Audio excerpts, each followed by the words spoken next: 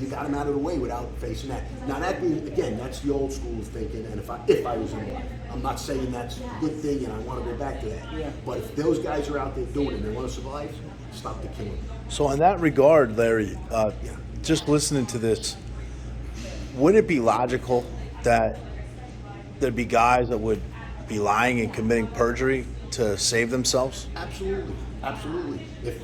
And then if you get a corrupt prosecutor, and I'm never going to mention names because it wouldn't be a good thing for me, but they know who they are. They have to live with it themselves. But there are prosecutors that will allow you, Oh, of course. and coach you.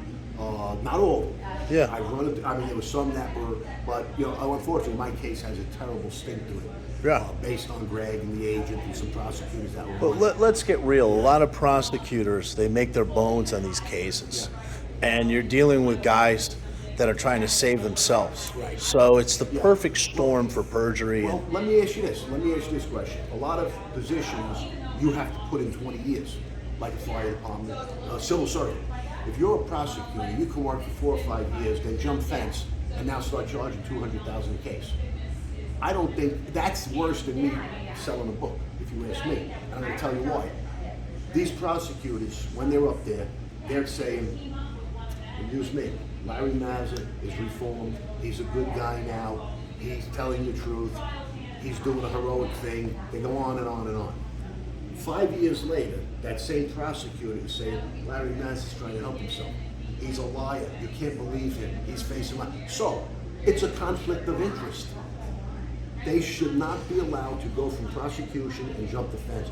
Maybe 20 years later, when all the cases are different, and there's different witnesses and there's different criminals, but there were guys that were prosecutors, and now 2 years later they're representing the guys that prosecuted, or the guys in the same circle.